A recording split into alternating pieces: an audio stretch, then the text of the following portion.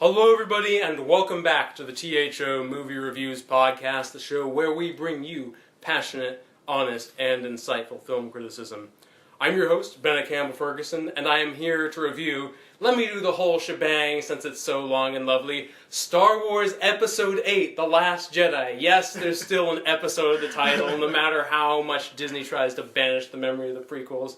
And to help me do the job, I have got two of my wonderful colleagues here, starting with Mo Shaunette. Mo, I got a question for you. Go for it. When we reviewed The Force Awakens, you brought a BB-8 toy. I did, yes. Why didn't you bring the First Order BB-8? BB-8. BB-8. Is that what he's really called? I think it's BB-9E, but BB-8 is so much better. Yeah. BB-8? It's like Traitor, the TR-8R. Yeah.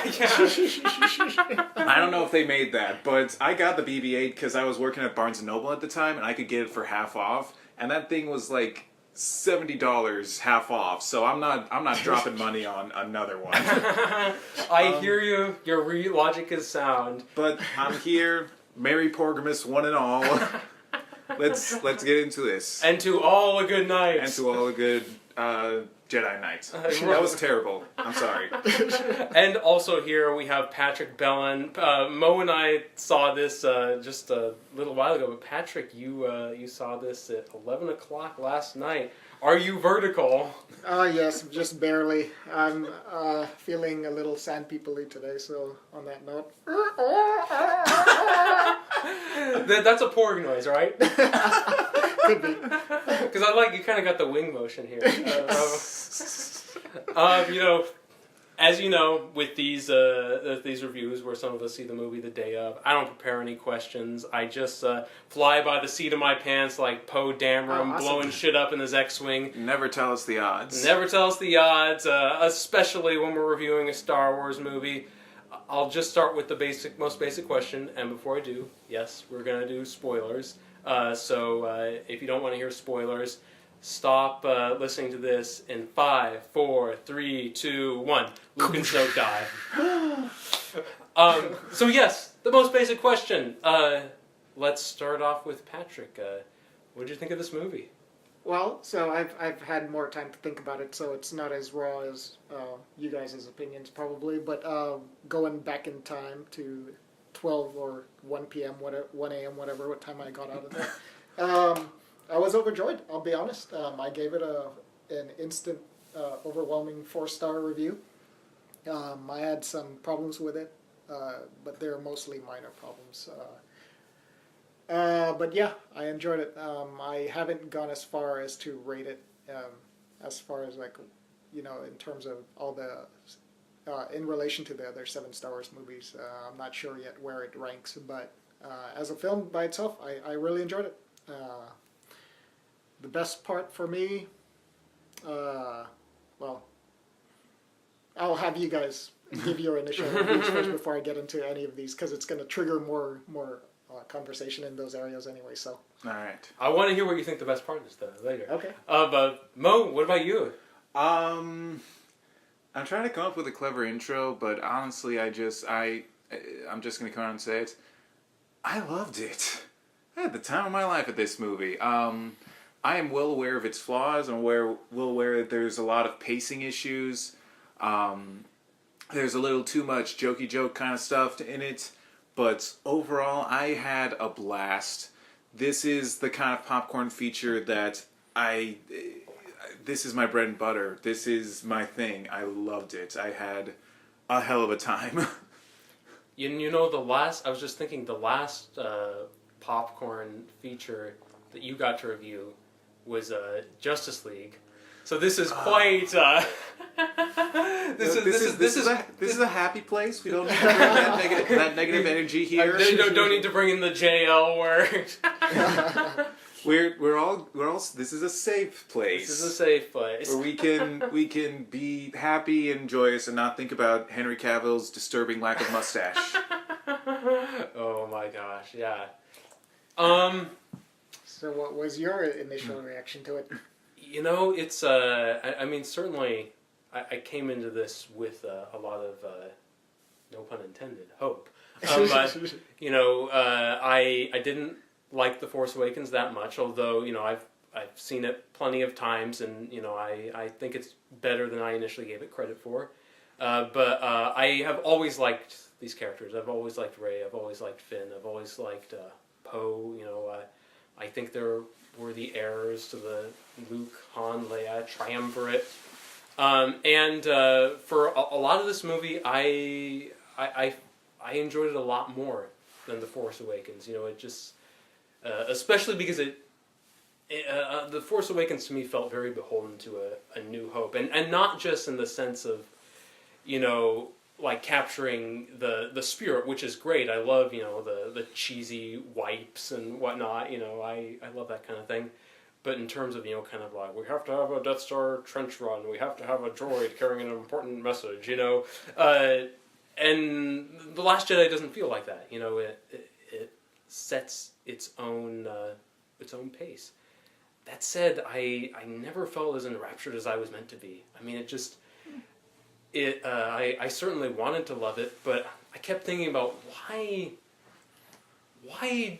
does this movie exist? And not just to extend the Star Wars brand, because every Star Wars movie ever made has existed to extend the Star Wars brand.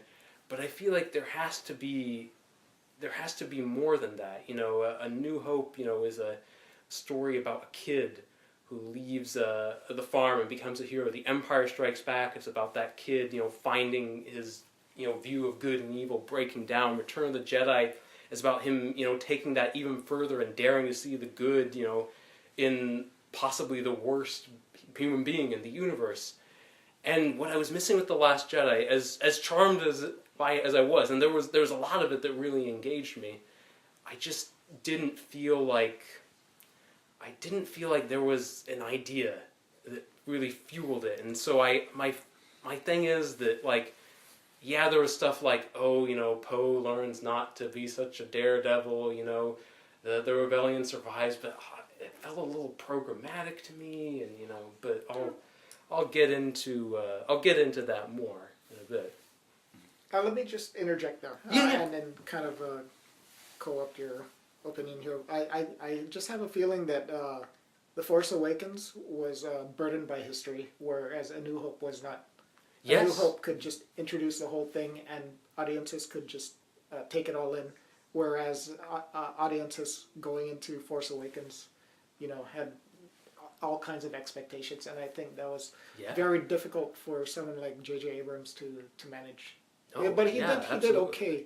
You know, I'm not defending the movie or refuting you or debating you or whatever, but, you know, there's that element of it, I think. Of course, yeah, So, absolutely. That's all I had to say about that anyways. Yeah, and in a way, I mean, that, you know, the burden on The Last Jedi is not as great, you know, because we're hooked into these characters like Rey and Finn. We just want to see where they go next. You know, there's It's still a Star Wars movie, but it doesn't have to be a follow-up to the original trilogy and the prequels. It's just a follow-up to The Force Awakens. It's coming after one movie as opposed to 6, even though there are 7 movies behind it. Sure. 8 if we include Rogue One, but...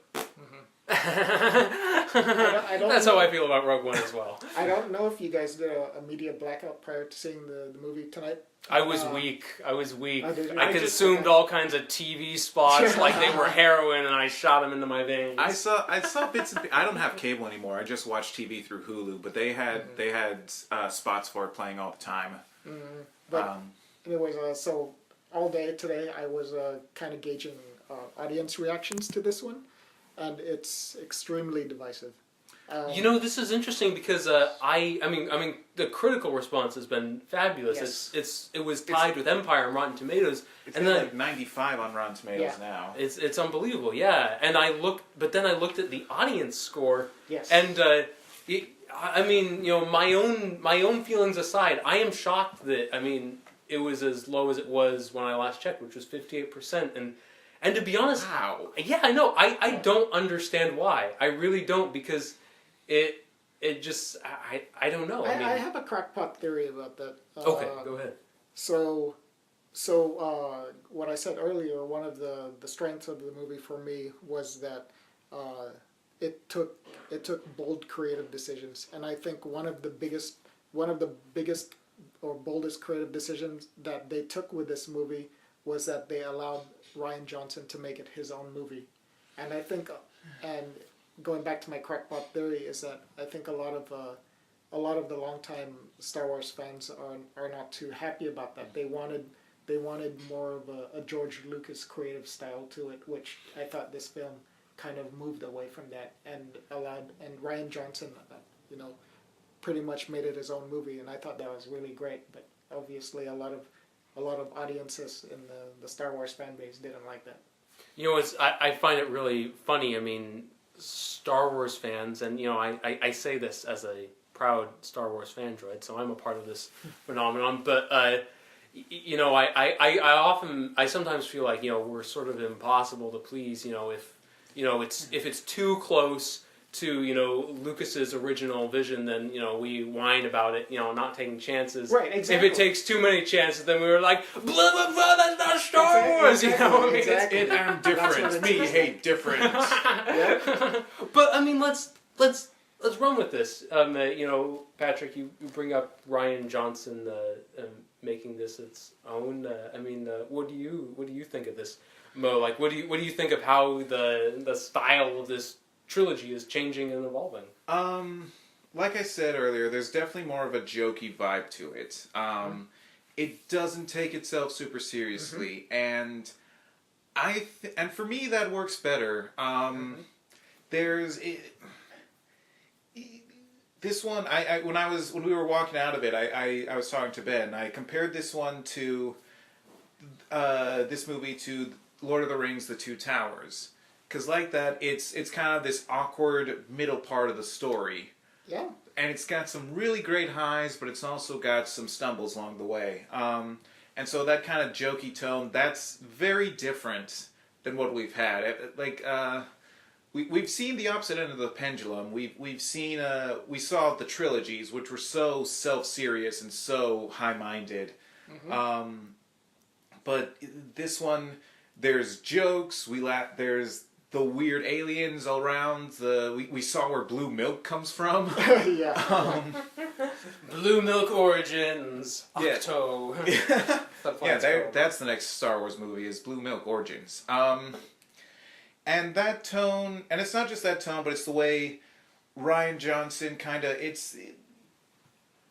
there's a bit of a dissonance between like these wipes and these those sort of editing tricks to it, but also the way Rian Johnson moves a camera, the way he directs action sequences are definitely different. And how different do you think? Because I'm still kind of piecing together the action sequences in my head, and I'm having a hard time putting my finger on it. So I'm curious what you guys have to say. Let me go for it. Like to extend what Mo was saying. For me, anyways, I can almost tell that in Last Jedi that George Lucas was not on set. If you watch Empire and Return of the Jedi, even though they're not directed by George Lucas, you can kind of tell that George Lucas was behind the scenes, breathing down the director's neck. No, there's a consistent style from New Hope to Empire to Jedi. There Yeah, is. it's And still his film in a way. And I think a lot of audiences don't like that George Lucas is not present here in this film, which I think is a strength, actually.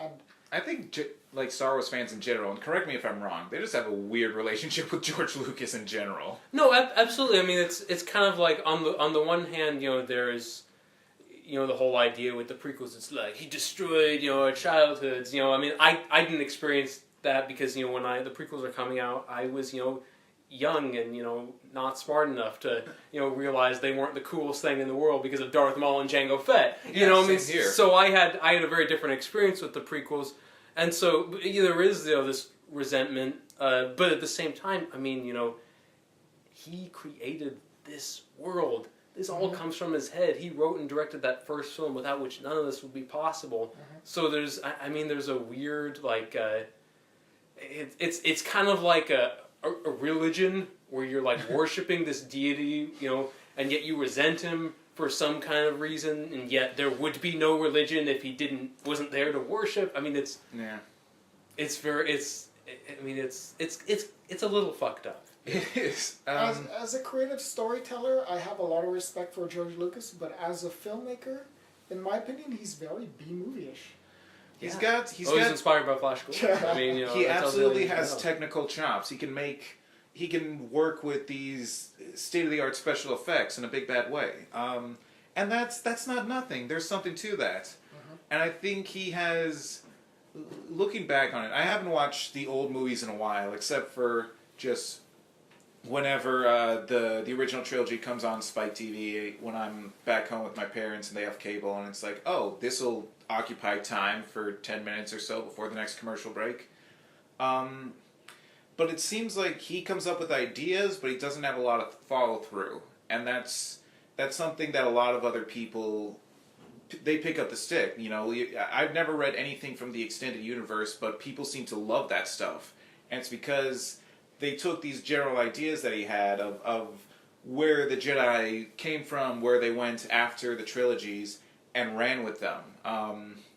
I talked about this when we did our Force Awakens commentary. I love Kieran Gillen's Darth Vader series.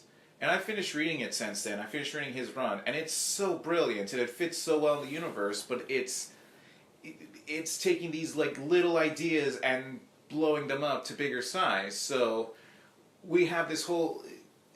For instance, I'm going off topic here, so feel free to cut this out in the editing room. No, go ahead.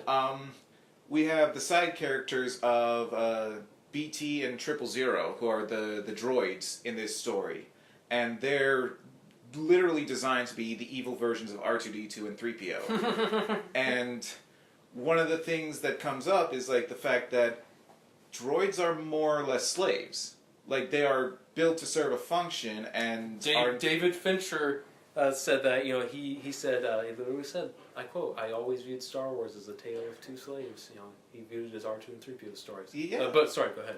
That's absolutely true. They are built to have a function, but they're given these personalities and self-awareness that makes them indistinguishable from human beings. So what the hell? And they, in the Darth Vader series with BT and 000, they basically theorize that the only reason humans are dominant over droids is because droids can't use the Force. Mm-hmm.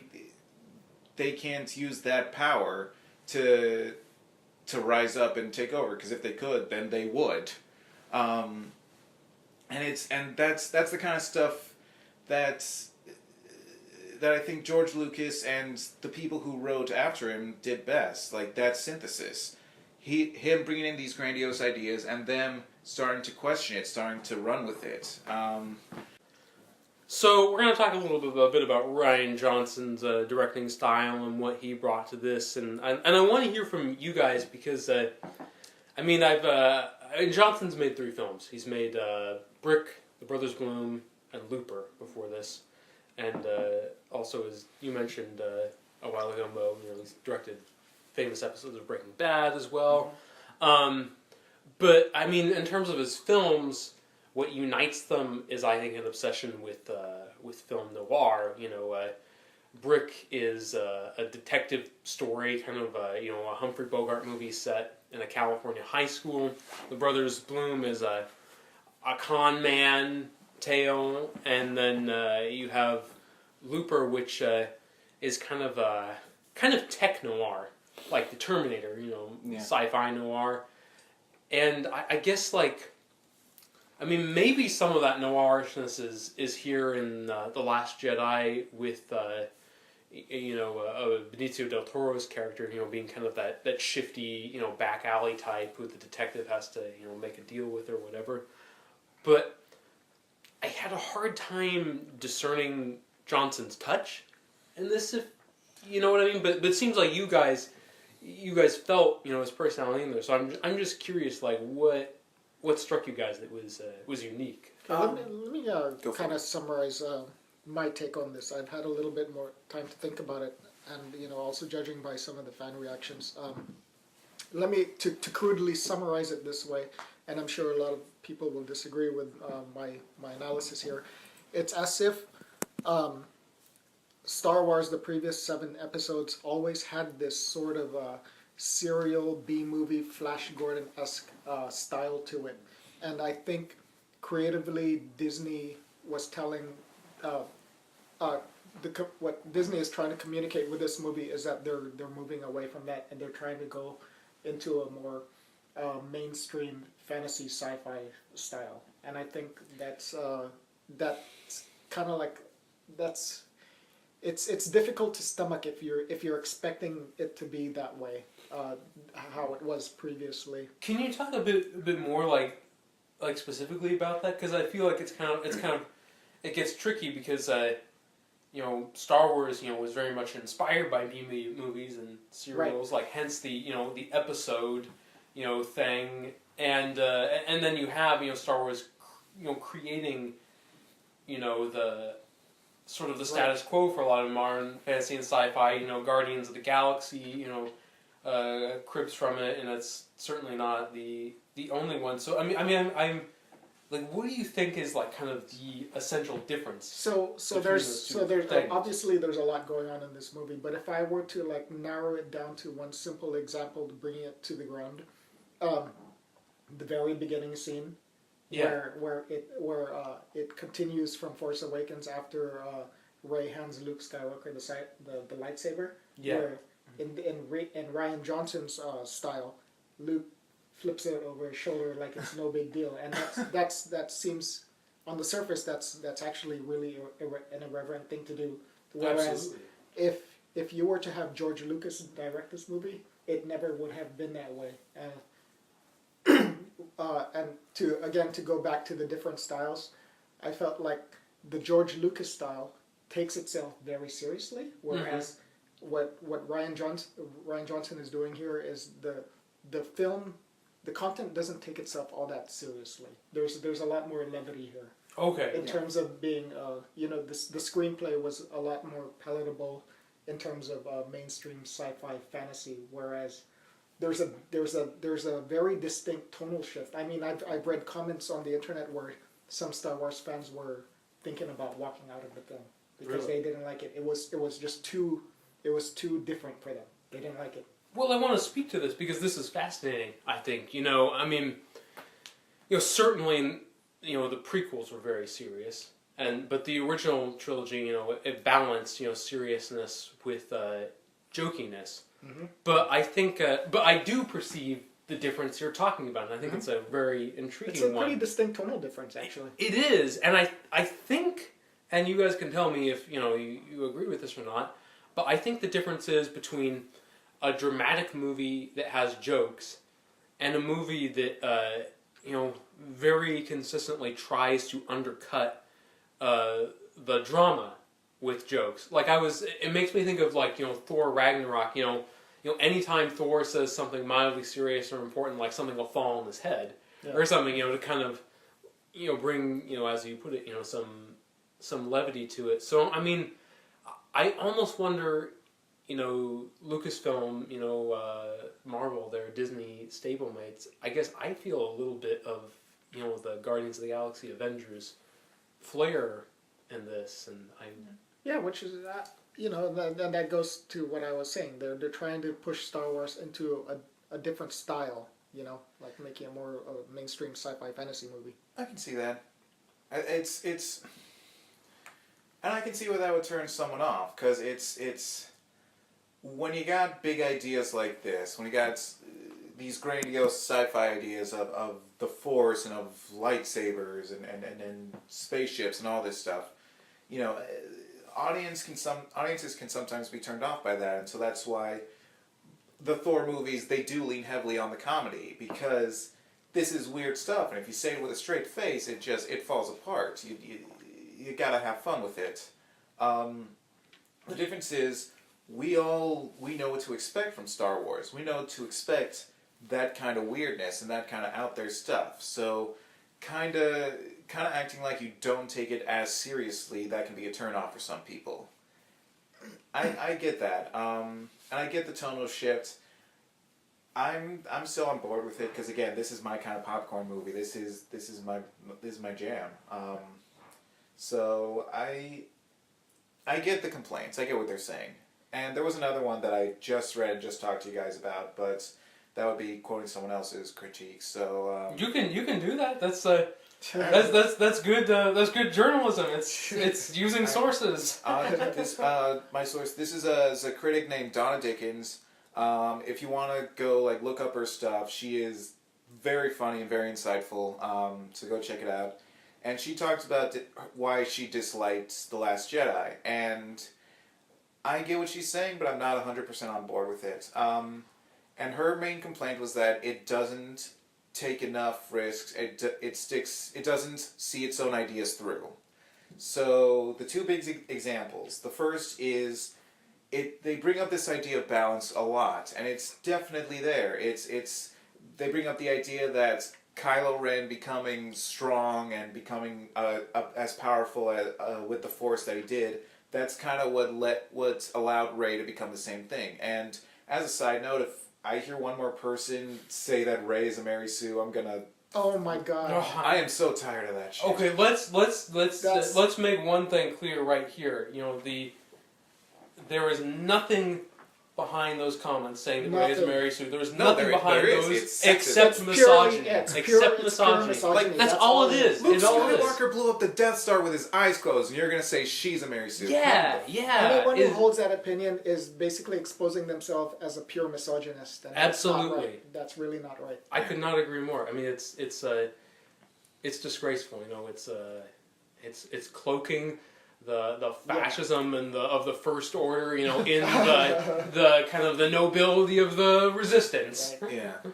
But anyway, getting back to the critique, they bring up this The Last Jedi brings up this idea of balance in a big bad way, and we in this critic's opinion, in her opinion, they didn't follow through on that because we get that scene where Rey and Kylo Ren together are taking out the First Order, and then they're enemies again after that. Mm-hmm. And that's I get the complaints there. The downside to me is that would forgive Kylo Ren of his sins. Exactly. And I can't go through with that. I can't be like, oh, he killed Han Solo, but I guess we're okay with that now. Yeah. I can't. That would feel really false to me. That would feel. Mm-hmm. That more than anything would feel like a betrayal of their old ideas. Well, see, you've hit upon a problem, I think, not just at the core of this film, but of this whole new trilogy, as it will be. I mean, Adam Driver is one of the best actors working today. He's incredibly versatile. He can play incredibly complex characters. But here's the problem. Kylo Ren is a dumb character. That's just the truth. I mean, Driver brings a lot of heft and a lot of eccentricity and personality to that dumb character, but even he can't change what's on the page. And I feel like the issue is, you're right. It would have been unacceptable for us to suddenly have Kylo be good because he's stained forever. He killed Han Solo. But that just speaks to the fact that, they created a character who they have maneuvered into a place where there's no room for him to take any unexpected turns. He's basically, the Darth Vader of this, trilogy. And I get that, that's part of it. He's a Darth Vader fanboy. But at the same time, I think too much fanboyism, was certainly the problem with the Force Awakens. Less so here, but I feel like it's here a bit. But And the other thing she brings up in her critique is the way they handle Luke Skywalker, is the idea that while he messed up, his sin wasn't that great. He thought about killing Kylo Ren for about 2 seconds and then decided not to. And then it spiraled out of control. Yeah. And also, I just have to say, I do not believe for a second that Luke would even contemplate killing Kylo Ren. I never buy that because... that moment in Return of the Jedi when he throws away his lightsaber and says, "No, I'll never turn to the dark side." To me, what that moment means is he is clean for all time. And I know that's not how it works in the real world. Yeah. But I mean, to me, I think that's you're gonna bring Luke back. You don't want to betray the essence of his character arc in it. I don't know. That frustrates me. Yeah, I feel the same way. I get that complaint, and I would like to see some more moral complexity from the Star Wars movies, because this kind of, it falls back into the good-evil binary. People made a big deal about Rogue One because it's like, oh, we see the people who do the dirty work of the Empire and of the rebels, and they didn't stick with it. Like, no, not at all. The most we ever get was like, Diego Luna felt bad about shooting a guy for a bit, but then he didn't shoot him. The honest trailers put it really well. They said, Cassian, whose most heroic moment comes when he doesn't murder someone for a change.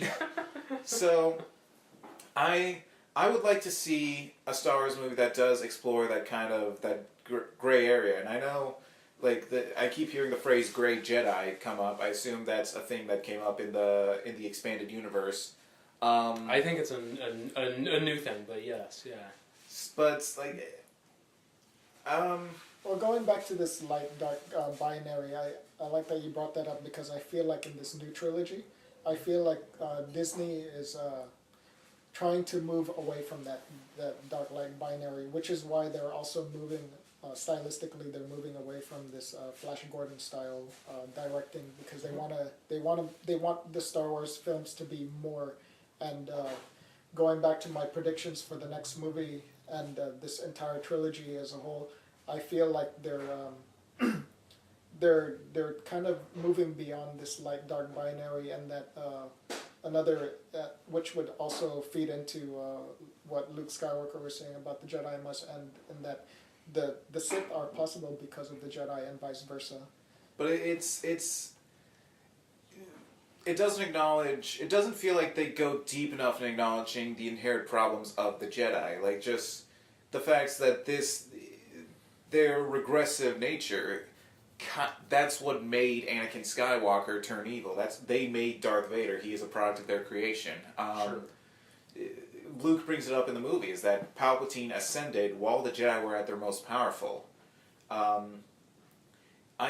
would have liked to see them go deeper into that. I would have liked to see them acknowledge, the Jedi have to end because they're flawed, and they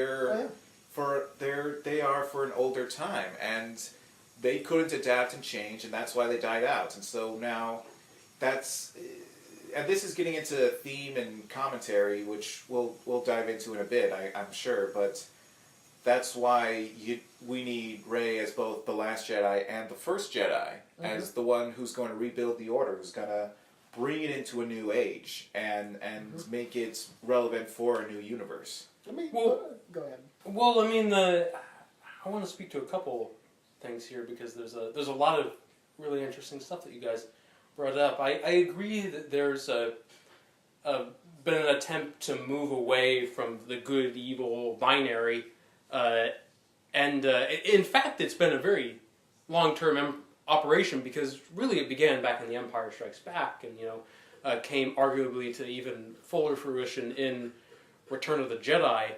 And the tricky thing is, I want to see these movies, always be like a thematic evolution.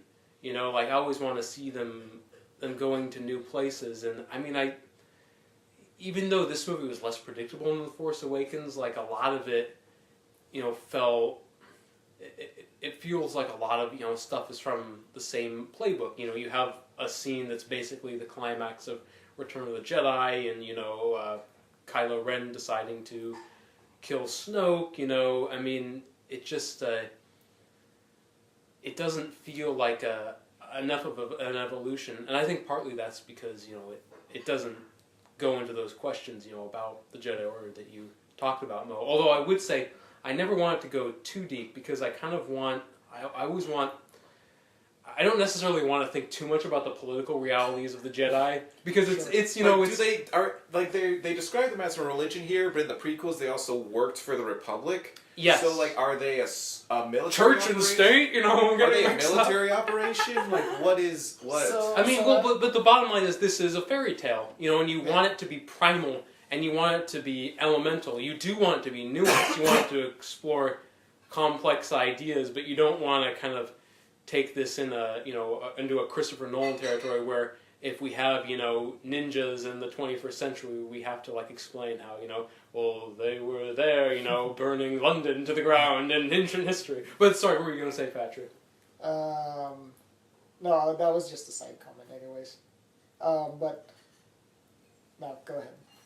Well, I mean, this is all interesting stuff, and, it speaks to, the strengths of the movie, trying to do something new, to the limitations where that goal runs up, and at least in my opinion, against some of the same parameters. But I mean, let's dig into the story a bit. I mean, as much as Harrison Ford was in a way the soul or the ghost of The Force Awakens, Mark Hamill is the soul or the ghost of The Last Jedi, and we kind of touched on this, but I wonder how you guys feel about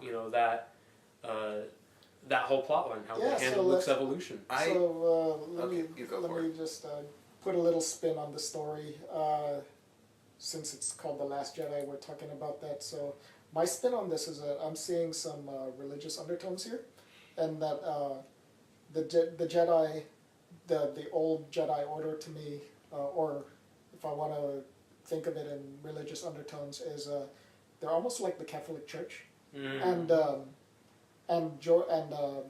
Luke Skywalker came to the conclusion where it needs to end. It needs to be reformed. So I almost see Luke Skywalker as being the Martin Luther character who's trying to bring about reformation into it. And so also between Kylo Ren and Rey, I'm seeing two styles of Jedi here. You're seeing Kylo Ren, who is a product of the old Jedi Order, and that he eventually turns to the dark side, which gives credence to Luke Skywalker wanting to end the Jedi. And then you have Rey, who is a sort of Jedi, but not formally trained. You can kind of think of her as the intuitive Jedi. Sure. So here you have you have the good guy and the bad guy. The Jedi as the old order of the Jedi Order, and then you have the naturalistic, intuitive Jedi in Rey. So these are the two polar opposites that are fighting in this trilogy, as good as, if you want to call it good and evil. But I don't think of it as good and evil. I think they're moving away from this paradigm of good guy versus bad guy, and they're expanding the folklore, is how I'm seeing it. You talked about the old actors being kind of the soul of the movies. I would disagree with that. I would say that it's the new crop. That Rey was the soul of. Let me explain what I meant. I think when I say the soul of the movies, I mean, of course, I don't mean like they're literally the main characters. Of course, this is Daisy Ridley's trilogy. She is the engine driving these movies. But what I mean is that, Harrison Ford, when he comes on screen in The Force Awakens, he brings, a lot of history, and he brings the sadness of, this history of adventure and loss and, time having passed, like, over the course of these films. And then between, I think Mark Hamill brings the same thing. So I think there's a kind of weight to these characters, if you know what I mean. The younger characters just don't have, because they're young characters. They're unspoiled. They haven't lived a lifetime of experience yet. But the way these movies seem to be shaking out, they're very deliberately about being new Star Wars movies. They're about taking this legacy and moving forward with it. And this is something that I think is kind of it's a double-edged sword. It's both good and bad for the movies. I would compare. I brought the comparison up in my head between The Last Jedi and another movie that came out this year, which is Spider-Man: Homecoming. In that they're both about themselves. Spider-Man: Homecoming is Spider-Man wants to be in the Avengers. Spider-Man movies want to be in the Marvel Cinematic Universe. That's so funny because I never even thought about that, but there's perfect proof that every movie is an allegory of its own making. Yeah, but then we've got The Last Jedi, and it's about being the new Star Wars movies, and while The Force Awakens was like, we've got to bring the old Star Wars stuff back, The Last Jedi is saying no. It's the line. I'd say Kylo Ren is the soul of this movie because he's the one who comes into his own. He's the one who says the line, "Forget the past," and to me, that's where the movie is. That's where the series has to go forward. You don't forget the past. You acknowledge what came before. You take the pieces of it that work best, but you also make something new.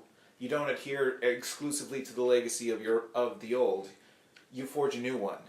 And that's why this movie landed for me in a big bad way.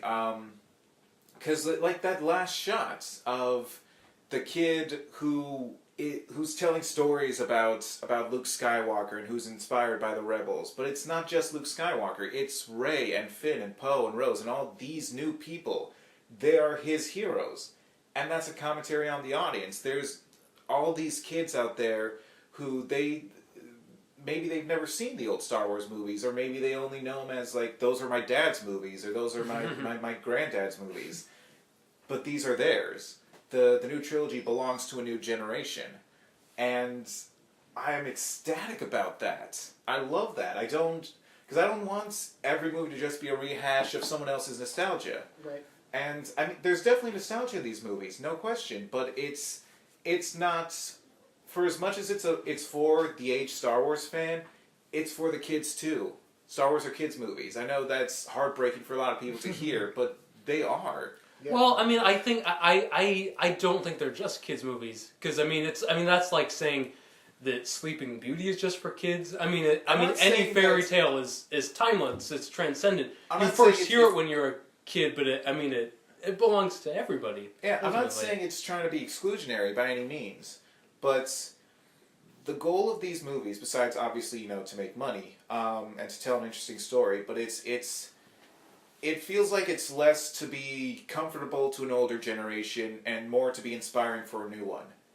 And that's what I'm here for. I was almost crying at the end of this movie because of that scene. And I'm someone who takes this idea very seriously, probably too seriously, of art being able to do things beyond just entertain us or maybe educate us, but it can be inspiring, it can be healing to us.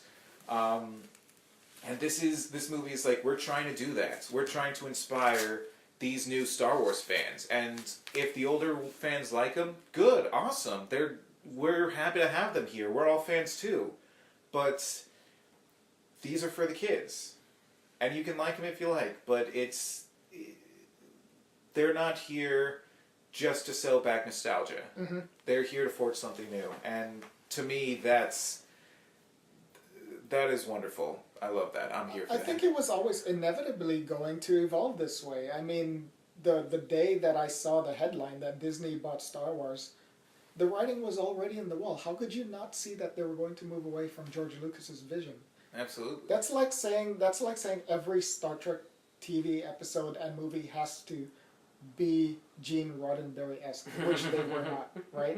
And we still thank God they're not all Gene Roddenberry-esque. Yeah. So why would you expect Star Wars 20 years from now to be just like The Phantom Menace or A New Hope? That's just ridiculous. That's a ridiculous expectation. And I'm like reading these comments on the internet. I was like, this is not fair. Like, you don't own Star Wars. Star Wars is its own thing. And that's that just brings up a different idea of like, was our generation robbed of having a Star Wars of their own? Because what we got was the prequel trilogies, and everyone just like, you're not allowed to like the prequel trilogies. And that's leading into a whole other discussion. But that's what this movie was about for me, and that's a big reason why I really enjoyed it. Well, I think this is interesting, the idea of moving away from George Lucas's vision. I honestly wonder how much it has moved. You know what I mean? Because it's like, we've got, another, story about, the hero, like, training on a kind of a remote planet. We've got, a rehash of the throne room scene in Return of the Jedi. We've even got, Kylo and Rey, talking through the Force like Luke and Vader at the end of Empire, and I feel like, if anything, there hasn't been enough invention. You're right. This generation does demand a new mythology, a Star Wars of their own, and I don't think that Lucasfilm is as many risks as this movie takes. I don't think it's taking enough. And I will say, if this trilogy is going to have a legacy, I'll tell you what that legacy is.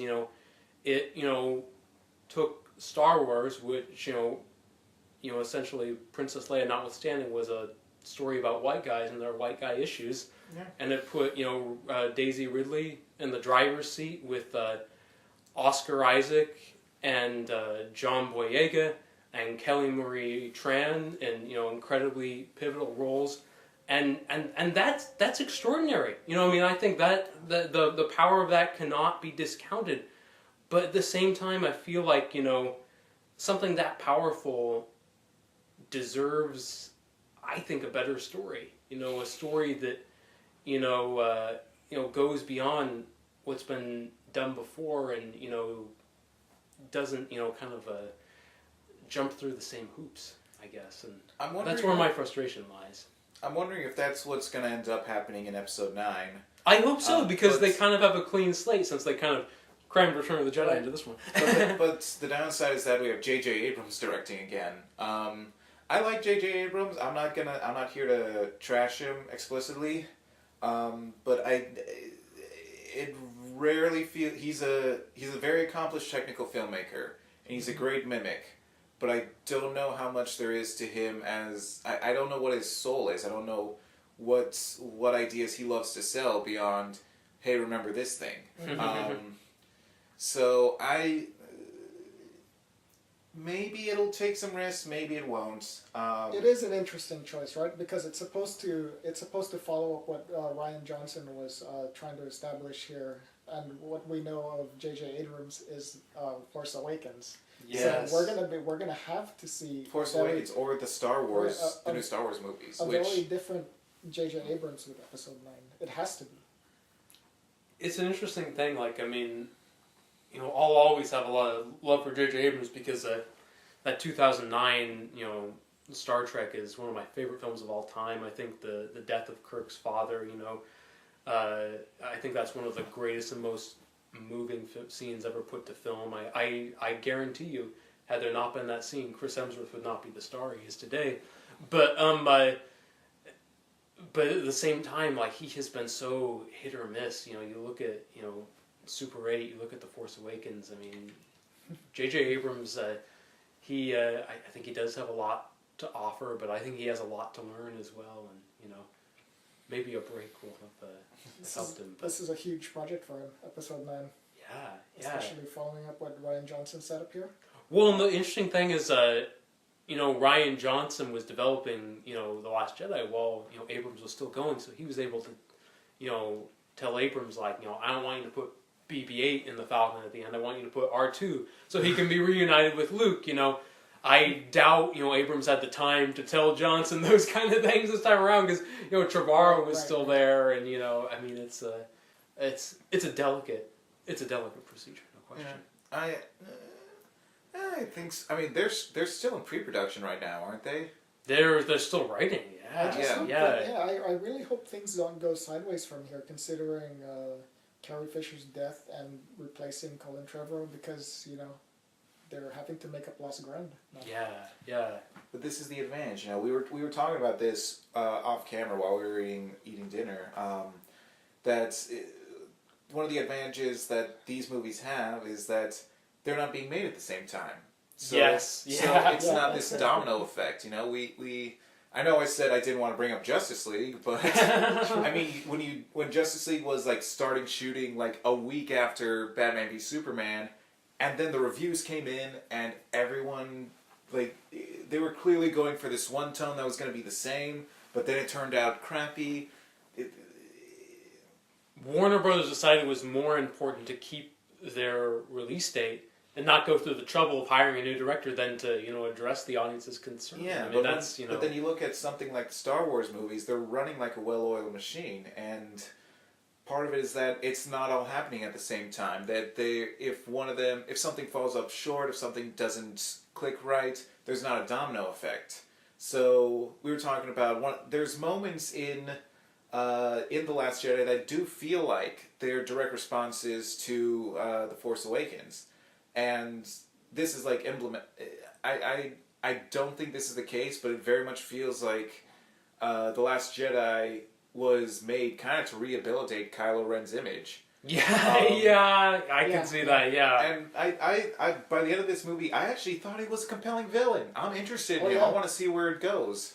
I have a lot more respect for Rey and Kylo Ren after this movie. Like, I'm much more invested in them, and I have a lot more respect. I mean, earlier you made a comment about how Kylo Ren is like a dumb character, and I don't disagree with you. But how he turned in this film, it's like, wow, this guy is something. This is a really interesting character for me now. well, I think it's interesting. Like, it was Red Letter Media.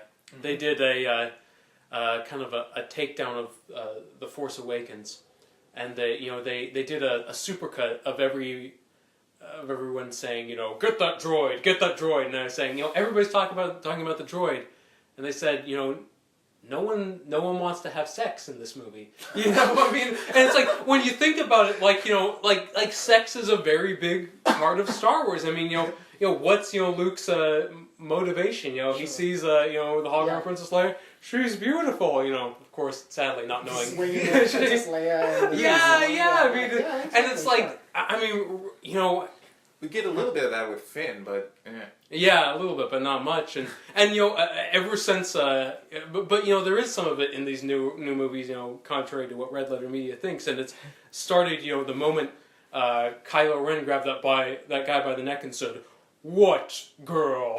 There's a girl?" Like something's interesting. It's like, oh, he's gonna tie her up. I mean, it's like, I mean, I swear to God, it's 50 Shades of Star Wars. I mean, that may be the other reason why people didn't like this movie, is because it sunk the ship of Rey and Kylo.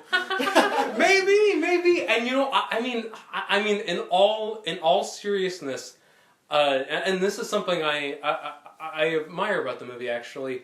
The idea that she hates Kylo Ren more than anyone in the universe, and yet through this contact, she's kind of drawn for him. I don't think that necessarily means she's romantically interested. I think that's mostly on Kylo's side at this point. But, I mean, she does see him shirtless. She does. And, I mean, there's an intimacy there, and there's a sympathy for the devil, maybe because she's the one who tries to save him again. Yeah, maybe because she sees a little bit of herself in him. This young person in the midst of these sweeping epic events, and I this movie is like very antic. I mean, the horde stampeding through the casino. I mean, that's kind of emblematic of the whole movie. Like you don't get like you get in the original trilogy, where there's like the long parts on Tatooine or on Hoth, that kind of set the table, like very slowly. You kind of dive right in. And so what I appreciate about Rey and Kylo's relationship is it brings things down a little bit. It brings a little more intimacy, and I think that was a wise choice. Yeah, I have nothing to add. That was good. Well, it was. Adding to some of the plot points in this movie, I'm gonna have to say something contra the popular opinion. Go for it. Regarding Rey, is her parentage. I don't believe a word that Kylo said. That we won't know the truth until the third movie. And I say this because if you notice, they were doing this interesting interplay between Luke and Kylo Ren. How they recalled the incident back in Luke's Jedi Academy. Yes, yeah. There's to me, there's enough evidence to say that Kylo Ren is just a manipulative liar. That he was saying those things about Rey's parents just to try to get her to the dark side, which I don't think is true. Yeah. It's maybe there's some half truth in it, but it's not entirely true. It's plausible. I think. I mean, I agree. I mean, he's a manipulative liar. There's no question. Mm-hmm. I personally believe it's true because I feel that. I mean, it kind of reminds me of Blade Runner 2049, where Gosling's revelation is that he's he's not important and he can't, derive importance from his birthright. He has to kind of define his importance by how he lives his life and the choices he makes. And I guess, when Kylo Ren says, oh, your parents were nothing, I felt like they were trying to do that here. Like, it's like, oh, she's not like Luke, she's not the child of some famous Star Wars character. Yeah. She gets to define her life, from a clean slate, which is kind of a burden and a blessing in a way, But I mean, there's still twists to come. I'm not saying she's royalty or like from a royal politician or whatever, something like that. I'm just saying that there's more to her backstory than we know. No, that's a fair not point. Cut and dry. And I mean, Johnson had leeway to make this whole thing up from scratch. So I mean, I'm sure Abrams is going to have the same thing. So he could very well say like undo that. Yeah. I wouldn't put it past him. I think it's true. I don't think Kylo Ren is lying about this just because their relationship in this movie hinges on they can see into each other's heads. And they know to some degree what's going on in each other's minds. And there's that openness. And it's like, yes, Kylo Ren is conflicted, but he makes his decision in the end. Rey is the same way. And it's that two-way street. I think he's being honest with her, and I think that she recognizes that. This feeds into the general idea of like Kylo Ren, despite being the bad guy, he's the guy who does what the movie sets out to. He's the one who defines his own legacy, who builds a new path going forward. The movie, they talk about like the way General Snoke talks about him as the heir apparent of Darth Vader and as someone with the Skywalker bloodline. It's like it's all built on what came before. Yes. And it's like, no, I can't complete your training. I can't finish this off unless you follow these strict rules of how the Sith work. And so, to me, Kylo Ren killing him in the end is like, no, I get to decide when I'm ready. I have the power. I have the drive. Even if I get angry sometimes, this is how we're doing it now. There's no room for the old order here. Although it is, I mean, killing his own master, it's kind of... It's sort of a Sith tradition. That happens every so often, yeah. It's kind of like Palpatine, killing, his master, and... Can we clarify something? Go for it. Yeah. Going back to Force Awakens, what exactly is the scope of political influence of the First Order? Because after this movie, I'm getting the sense that this squabble between the rebels and the First Order is a little bit of a niche civil war that the rest of the universe doesn't necessarily care about. Here's the thing. They did blow up like the Rebellion planet, yes, or the Republic planet. Here's what's going on here. That's true. We all know the prequels were very heavy in the politics, and many people would say to their detriment, and I don't entirely disagree. The issue is that I think that scared Disney away from getting into politics anymore. So they've deliberately, kept the politics of these newer films vague. And I understand that, they don't want to fall into, the trap of the chair has not recognized the senator from the Trade Federation, Yeah. No one wants to go back there. But at the same time, like, I do get annoyed sometimes by it's like, oh, the General Leia has formed a resistance to combat the First Order. It's like, what, the Republic doesn't have a military? You have to form a separate resistance? Like, it kind of seems, it's all very nebulous, and I feel like you can get a little political, I mean, you don't have to go full prequel. You can just give us a touch. The way I saw it was that the Republic was established after the Empire fell. Right. And the First Order came in. They thought that the Empire was obviously the Empire should have been the governing body, and that the Republic was nothing more than, as they say so many times, rebel scum. Yeah. And so they were a military insurgency seeking to restore this fascist regime. And so the Republic turned into the rebellion again. That's how I saw it. Yeah, I mean, well, in an almost literal sense, now that the Republic planet is destroyed. I mean, that was a turning point for the First Order. The First Order became the new empire after they blew up the Republic's and this planets. this is another problem I have. Like, I mean, there was I don't know if you guys have heard of the New Jedi Order book series. It was a Star Wars book series that went on forever. And one thing I thought that was cool that they did was they had the villains be these alien, the Yuuzhan Vong, these aliens from way across the galaxy, and the Republic has to join with the remnants of the Empire to fight them. And I feel like they should have done something like that for these movies, and I feel like it's a real missed opportunity to just kind of recreate the Empire in the First Order. And I think it would be really interesting to see the Republic go to the Imperial remnants and say look, we're enemies. There's bad blood, but there's something bigger than us. And but that's just a personal beef that's there's a tangent. I think there's something to that, but there's an immediate relevance to it.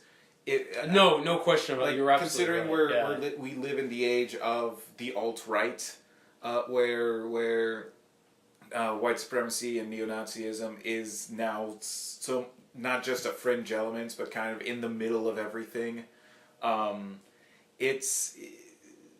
There's some extra weight added to the First Order being fanboys of the Empire. Yeah. Of being just like, these snot-nosed kids who saw this blatant fascism going on and were like, that's cool, let's bring that back. Mm-hmm.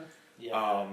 It also lends credence to something else we were talking about off camera, which is that General Hux is a little bitch. And that's why we love him. Can I just say I am so glad that General Hux survived? I just want to see just him as a ragdoll to get knocked around by Kylo Ren. I actually like his character. Wait, sorry, what? I like his character. He's great. Yeah, he works as his character. It's just he's a little bitch. He's a snotty, fussy little wimp who cowers as soon as his life is threatened. Who gets punked on by Poe Dameron over the phone.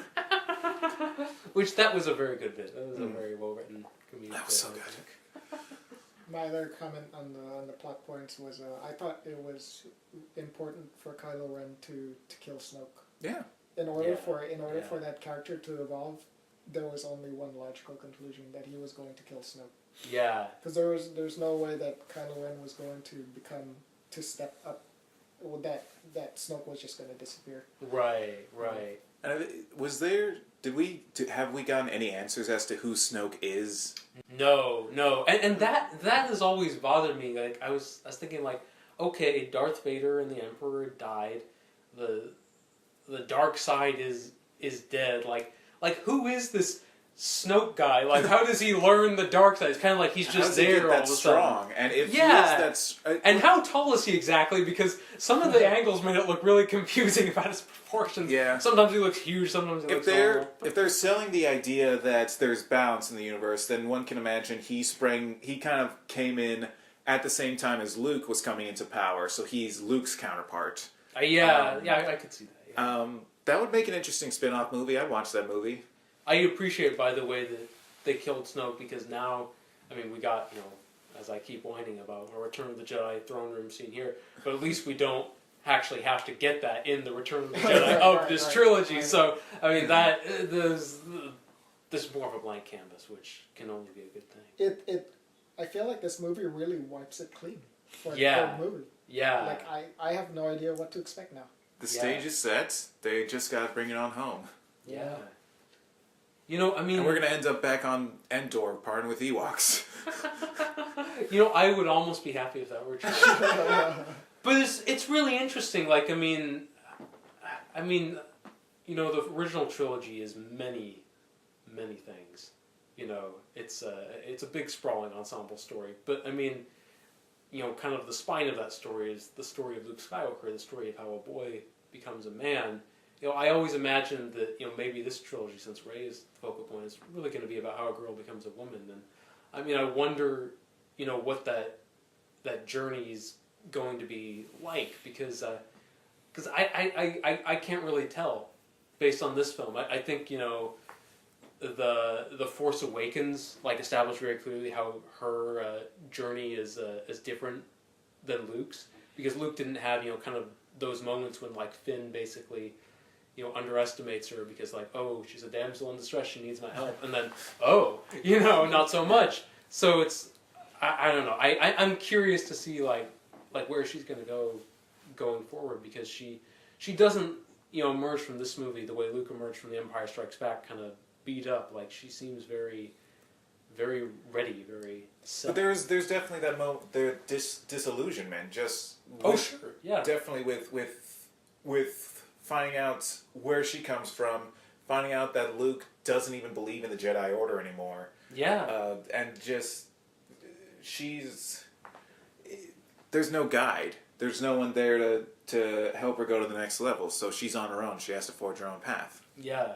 In terms of characters ending up in shambles, I would have to say that it was Kylo Ren. He's the downtrodden character in this one. I think the most pivotal scene, or one of the most pivotal scene for Kylo Ren in this movie. Well, no, the first one was killing Snoke. The second one was killing Luke Skywalker. When he made that decision to have all the guns fire at Luke, that was a turning point for Kylo Ren's character, in that he basically failed, because now that he killed he made that decision to kill Luke Skywalker, that he'll forever be haunted by Luke Skywalker. Yeah. He'll forever be haunted by Han Solo too. There's the scene in the end with the dice, which I don't know. Did we ever see those before?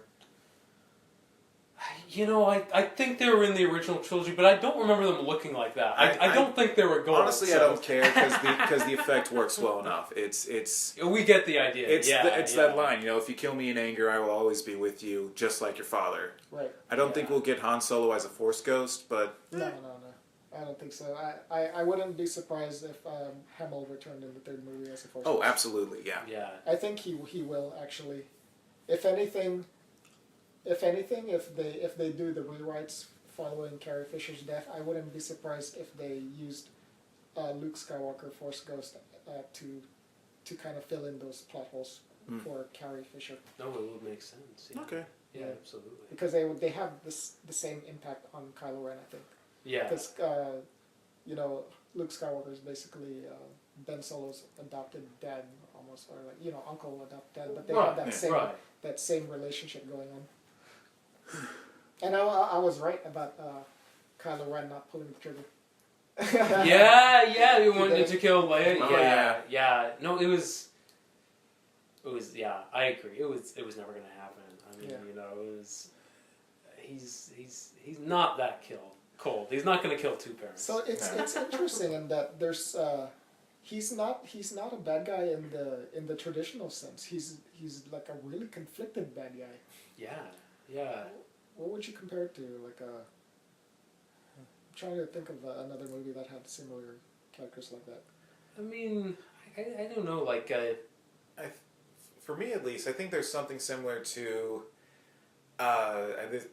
Feel free to correct me if I'm wrong, but there's something similar to Loki in the third Thor movie. Because there's this idea of like, the die has been cast, we're filling our roles, and we've got to see this through to fruition. And the difference is, Loki's able to break out of that cycle. I don't know if the same thing will be true of Kylo. Yeah. It all goes back to one of the actually good moments in Revenge of the Sith. When Anakin, or Anakin says to, Padme says to Anakin, leave everything behind, come with me, we'll raise our child. And he says, you don't understand, we don't have to run, I'm powerful now, I can rule the galaxy, we can make things the way we want them. And, in that moment, he sees himself as doing something noble, but he's choosing power over love. And I see Kylo as doing something quite similar, because, he's tainted forever. He killed his father, but he goes a long way towards, getting toward redemption by killing Snoke, and by helping save, Rey from the guards. And and yet, even after that, even when he's on the cusp of redemption, he still chooses the First Order. He still chooses fascism and power, over someone who, unbelievably actually has some affection for him. It's like some faith in him still. Yeah, he would rather hang out with Hux, apparently. Gosh knows why. But Thanks throwing him around. It's funny. Yeah, no doubt about that. But that just goes to show. That's I wanted to believe that maybe there was more good in him, and I even thought well, what a twist it would be if he and Han actually arranged Han's death together, and Kylo Ren was a double agent all along, But I have to conclude, I think that I agree he is a conflicted bad guy. He wouldn't have killed Snoke if he wasn't. But I have to say, I don't think this is like Anakin. I don't think there's redemption. I think this guy is a monster, and a nuanced monster, but a monster nonetheless. Mm-hmm. We have gone this whole time with barely talking about Finn and Poe and the rest of them. It's all been about the Jedi stuff. There's a lot going on in this movie. Yeah, no, there is a lot going on. This movie's like 2.5 hours long. Well, what did you guys think of how Finn and Poe's trajectories? That was fine. I think it feels with Poe, it just feels like it kind of. And this is me being kind of cynical, but it feels like it happened by accident. Because they said, they were planning on killing Poe in movie 1, and then they decided to keep him around anyway, so now they gotta find something for him to do. Yeah. And so, it's just very by the numbers, learning not to be such a hotshot, learning how to play well with others. It was one of the weaker parts for me. I agree. I in general don't like stories where anyone learns anything. It's like no, this is not high school. This is movies. Let's have life be messy and crazy. Yeah. And with regards to Poe and Finn, I can't talk. With regards to Finn and Rose's subplot, that was fun. I like the Space Vegas location as kind of like a counterpoint to the Mos Eisley Cantina and all the scummy bars that you expect. It's it's still a wretched hive, but it's classy. Yeah,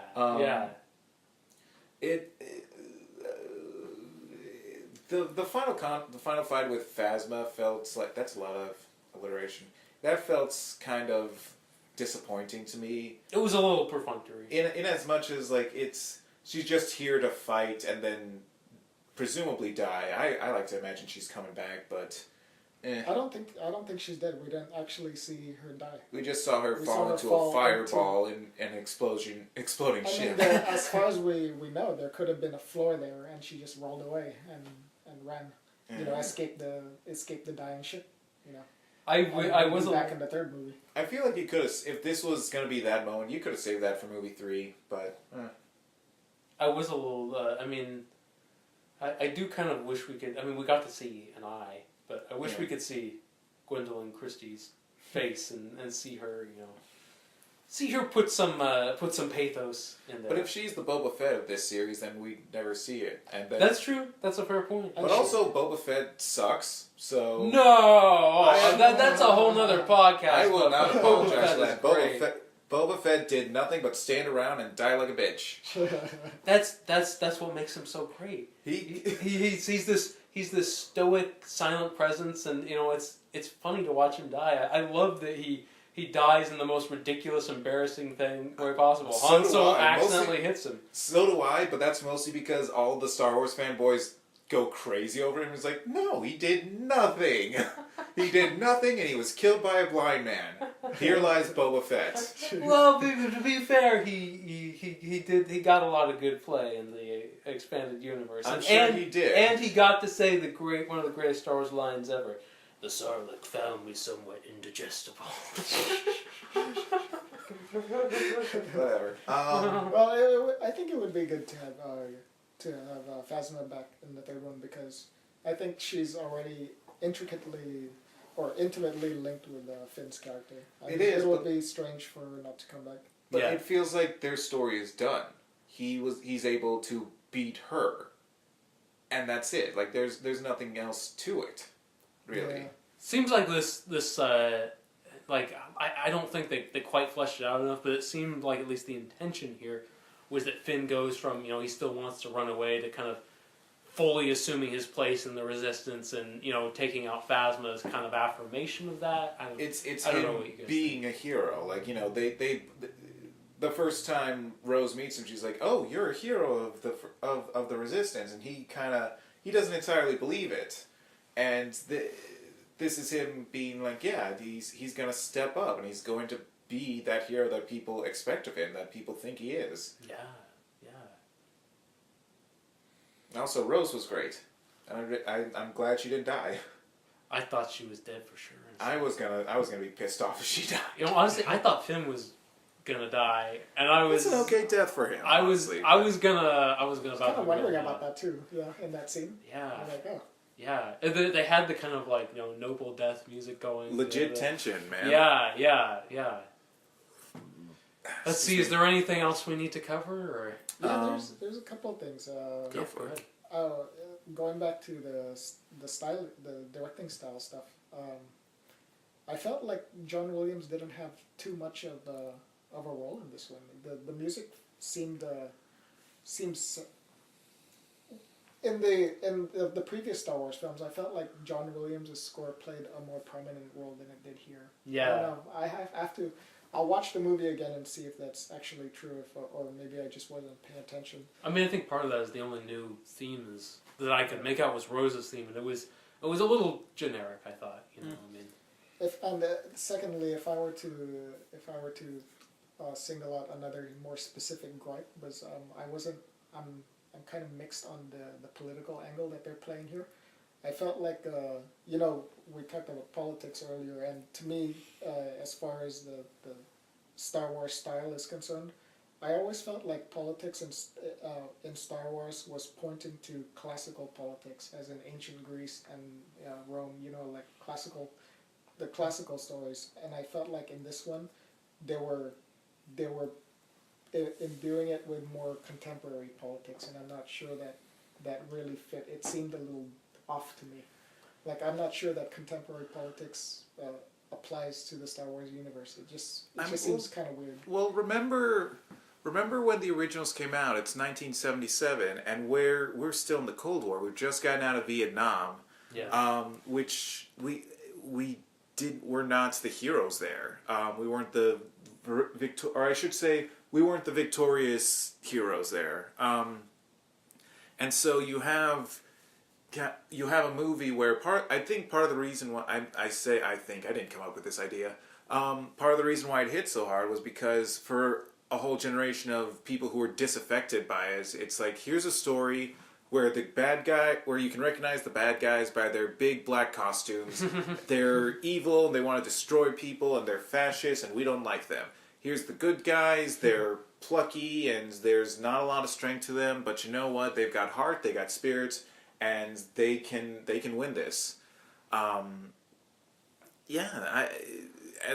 coming off of a time when our country was morally conflicted and was caught up in complicated geopolitics, that was something that was refreshing. I don't recall entirely what politics was like in the 90s when the Phantom Menace came out.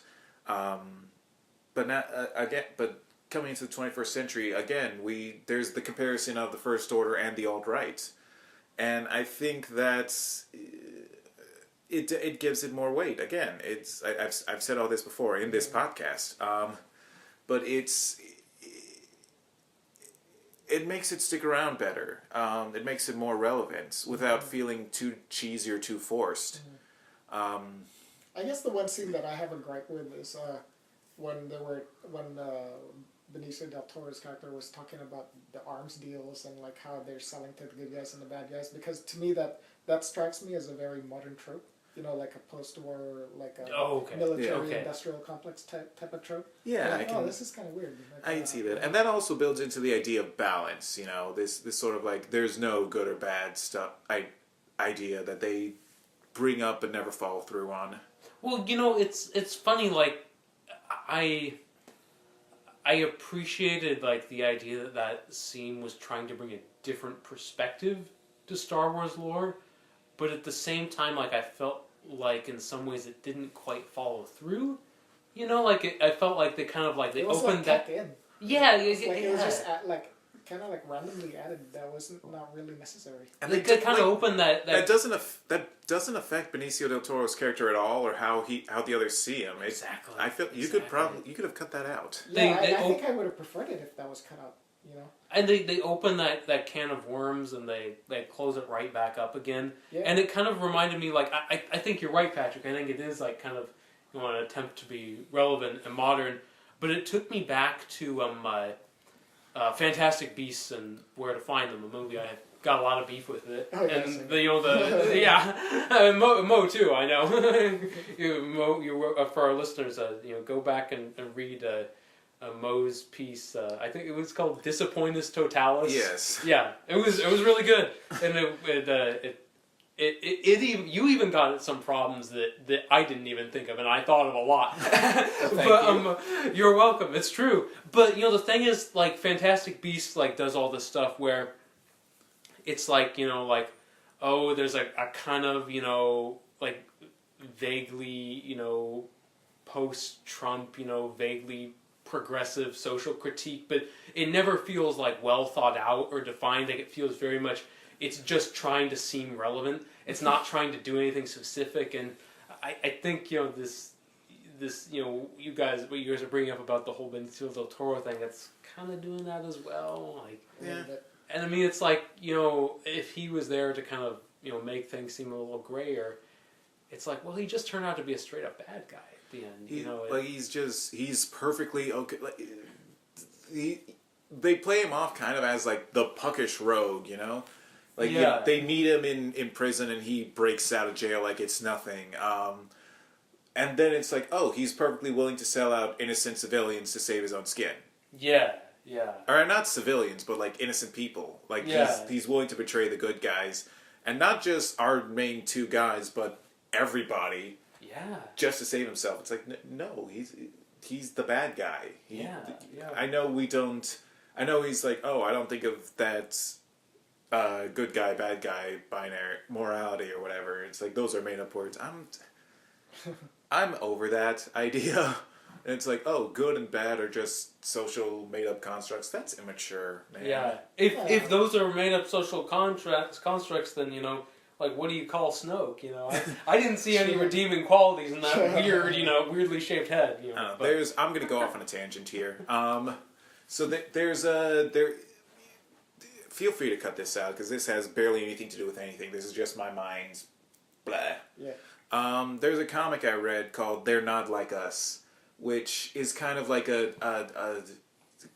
I'd say grown-up take on X-Men, quote unquote. But it's these kids who they all are born with some sort of powers, and rather than devoting themselves to protecting the world, they kind of just do whatever they want. And the leader of them, our Professor X stand-in, is blatantly a hypocrite, and they call him out on it. So he says the same kind of thing. He says it's like, oh, they're good and bad are just something that people made up to feel better about themselves or to put other people down, yada yada yada. And it's like, okay, you had your guys go on a vigilante mission to beat up a pedophile, so clearly you believe in some form of good and bad, and they call him out on it, and it's a really refreshing moment when they do that. So that's I don't buy that idea. I do think I know the world is more complicated than that. That there are shades of gray to it. That there's little good in all of us. There's little bad in all of us, etc., etc. But if you're gonna pretend like there are no goods and bads, that everyone just is, no. I couldn't agree more. And again, it goes back to Revenge of the Sith, where Obi-Wan says Chancellor Palpatine is evil, and Anakin says, from my point of view, the Jedi are evil. What point of view is that? Huh? Yeah, and it's like we all know that that's just an excuse. From my point of view, the Jedi are evil. Like, oh, the people who were protecting democracy, you can say they're evil, because that's your point of view. I mean, it's like, yeah. It's not even that. It's just like, I know you are, but what am I? Yeah, yeah. Can I just say that I haven't officially ranked this the Last Jedi amongst the other films, but I would have to say that if we're focusing on the visual storytelling, that this is probably the most gorgeous Star Wars movie out of all of them. Yes. It looks great. It looks great. Yeah, yeah. I mean, I know I already oohed and awed over this. I think before we started recording, but I mean, especially like the shots of Luke, before. I mean, the set design and everything. I'm like, wow, they really put a lot of thought into this. Like and just the visual of the speeders like running over the salt flats with the red dust flying up. That's super cool. That was brilliant. Yeah. The scene in Snoke's chamber while everything was falling apart and the curtains were burning. Oh my god! Yeah, no, that was great. Just Snoke's chamber in general. It's like so much red, poetry. Red all over the place. Yeah. Do you know where the bad guys? Because we got red. Fucking everywhere. And I thought that was a really good choice to like make it just like big blocks of red, like just a very like pure, clean backdrop. Like, that was quite beautiful. A lot of order, or as Hudson would say, order. The first order. I mean, same thing with The Force Awakens. It's like these newer movies. You cannot argue with the aesthetic of them, just in purely they visual look great, terms. and it is, and these are the parts where where they work best in blending, the original George Lucas stuff with more modern techniques. It still feels like a Star Wars movie, but there's polish to it. It's the CGI blends in better. The practical effects still look great. It works. Yeah, they no doubt about it. The visual effects are incredibly sophisticated, but there isn't that that deep space claustrophobia of the prequels, where like every image is just stuffed with CGI crap. Yeah. Like you've got like open air, you've got real outdoor locations, and you've also got 35mm film, which that's kind of a subliminal thing, but I do think it brings more texture. I think it brings more sharpness. Yeah, I think so. I think there's a huge difference with 35mm versus all digital. Yeah. And there's a poetry to it. It's not just ILM just kind of like going crazy. Yeah, yeah. It's like there was someone behind this. There was someone behind the visual storytelling, being very specific about what they wanted to portray. Absolutely. And it's not just George Lucas telling Ireland to go do whatever they want. I will say this: Puppet Yoda looked weird. Oh god, that looked awful. I don't know. Was he a puppet or was he CGI? He looked like a puppet. No, it was a puppet, but because he was a real fake-looking puppet. Like the Puppet Yoda in the Phantom Menace looked better. I mean, because it's not Frank Oz, right? I guess. Yeah. Frank Oz is probably the only one who can really do it. No, that probably was Frank right. Oz. Yeah. That was him voicing it. Oh, not Frank Oz. What's doing the puppeteering. Doing the puppeteering. Yeah. Oh, no, I don't know how old Frank Oz is, but I don't know if he's young enough to keep doing puppeteering. Honestly, even the CGI Yoda and Clones and Sith looked more textured than this. Yeah, he looked fake, but at least it didn't look like there was someone working his mouth with a hand. I don't know what's going on there. That's a really puzzling flaw in this. Do you guys have anything more to say, or are we all Star Wars'd out? Chewie didn't have a lot to do. Yeah. I don't mind that as much. I'm sure that Chewbacca has a deeply rich and textured inner life, and I'm sure we saw it in the Star Wars Holiday Special.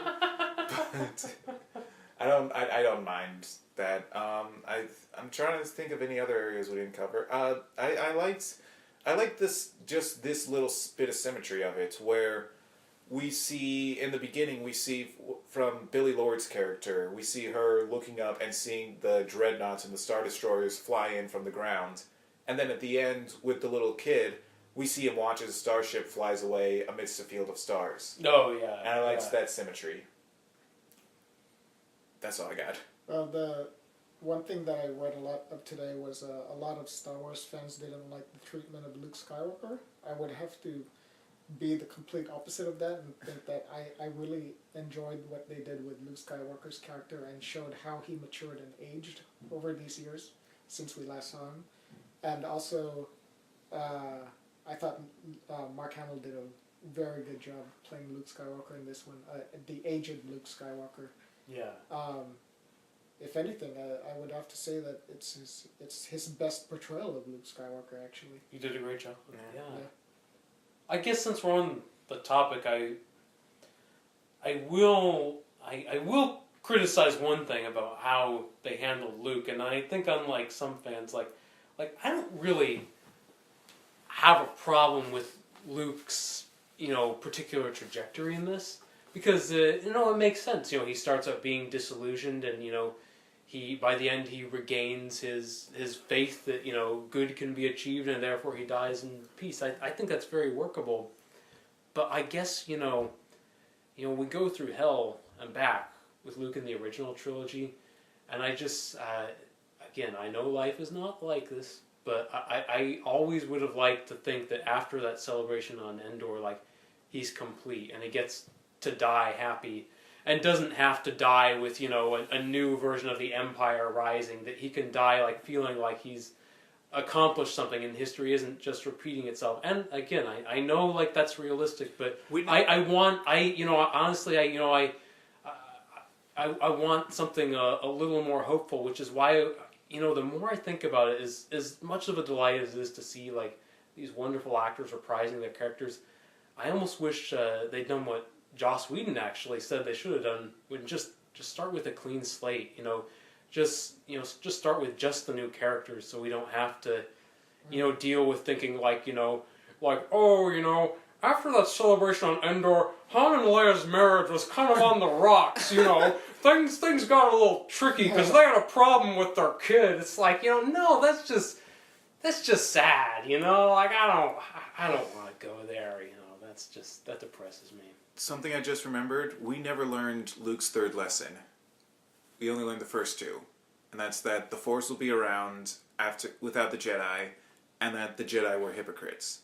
But we never learned part 3. He said there were 3 lessons. He did. I'll look out for this when I watch it again.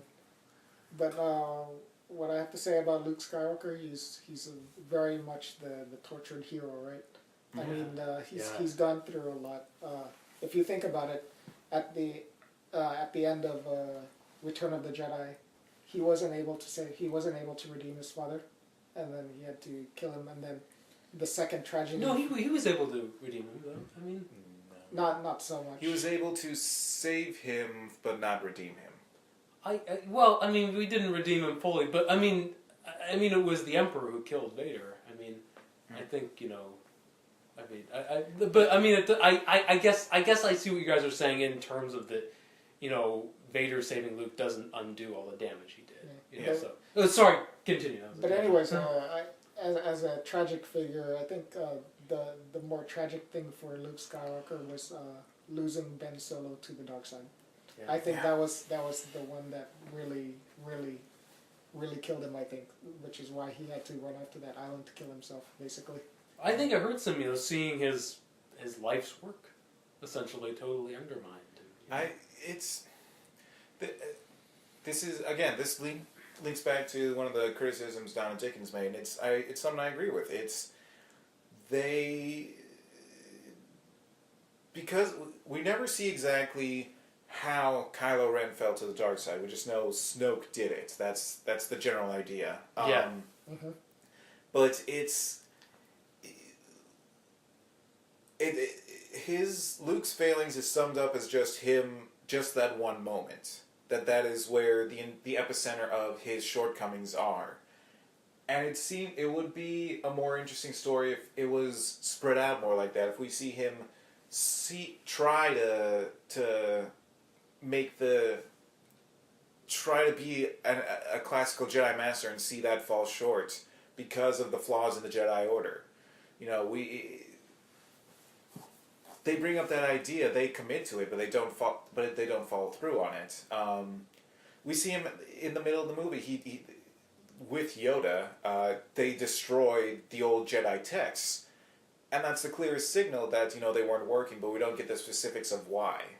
Yeah. And that feels like a missed opportunity.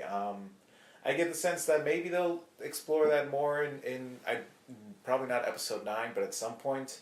But I would like to see that. I would like to see what was Luke's Jedi Academy like. How did Snoke play into it? Why did Kylo Ren fall so hard? What happened to the rest of Kylo Ren's buddies? Because he didn't... Even you, Master of the Knights of Ren, have never faced such a test. Where are these Knights of Ren? What are they doing? I mean...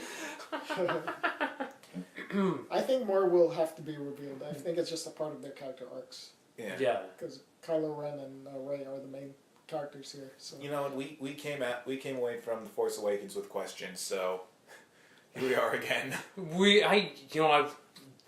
Talking about Luke's Jedi Academy, that's the movie I want to see. Oh, hell yeah. I want to see, even if we know how it ends. Yeah, I want to see Luke as the old master and, his hut, training, alien kids how to levitate rocks and, telling them, only what you take with you is in that cave. And so, They didn't even disclose what planet that was on, no?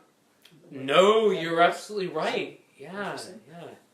The expanded universe, they always, had the Jedi Academy in the novels be on Yavin 4, and I always liked that, like, kind of he returns to the place where he destroyed the Death Star. I know there's poetry in that, but, I mean, that doesn't have to, be by any means. Shall we wrap it up? Yeah. Sure. Any last punchy, wise, forceful words, preferably with an awkward Yoda-esque syntax? Well, despite its flaws and imperfections, I still thoroughly enjoyed it. I thought it was great, and I still stand by my 4-star review. I don't. Talking it through this podcast, the adrenaline is worn off. I am seeing more of the flaws. I am seeing more of the shortcomings, but I still like it. I still had fun with it. I would recommend it. If you're a Star Wars fan, if you're not, but by this point, everyone is or isn't. So Yes. Either, keep on keeping on or just don't. We need to do something about these people who aren't. We need to, convert them or something, start going door to door. That's basically what I was talking about, where, our generation wasn't allowed to have our own Star Wars movies because no one was allowed to like the prequels. Excuse me, sir, do you have a moment to talk about the Force? They did. There was a national census taken in New Zealand, and Jedi was the second most popular religion there, behind Christianity. Aren't they betraying the Lord of the Rings there? I mean, shouldn't they worship Gandalf or something? I can't say. I don't know. But yeah, I still like it. I still had a blast. I'll probably see it again if I have another 2.5 hours. Yeah, that's my piece. I think I've said everything I need to say about the movie, but there is something else I want to talk about. This is at least except for me, because I'm going to do another Star Wars podcast with the rest of our team. But for everybody else who's sitting here, this is our last podcast of the year. We've been going 4 years now, and I just want to say, I mean, this, I started this a long time ago, because I wanted, because it, being a movie fan is no fun alone, and I could not have a better, crew of friends and reviewers to share this journey with, and I'm, so grateful that you guys are here. You rock. Happy to be here. Likewise. Cheers to that. Cheers. Had a lot of fun. Having a lot of fun with this. Me too. All right. Here's to this year and here's to the next. Here's to the next. I think that about wraps it up. But if you like this podcast, and for heaven's sakes, why wouldn't you? Please click thumbs up. Please subscribe to our YouTube channel. Don't forget to like us on Facebook. Follow us on Twitter at T.H.O Movie Reviews. And don't forget to check out all the great reviews and content we have at thomoviereviews.wordpress.com. I really like the hand thing Mo is doing now, by the way. It's too bad we don't film these anymore, because that was good. Once again, I'm your host, Bennett Campbell Ferguson. I'm here with Patrick Belin. I'm here with Mo Shaunette. And from all of us here at the Jedi Temple, May the happy Force movie be watching. with you. Yes! Merry Porgmas.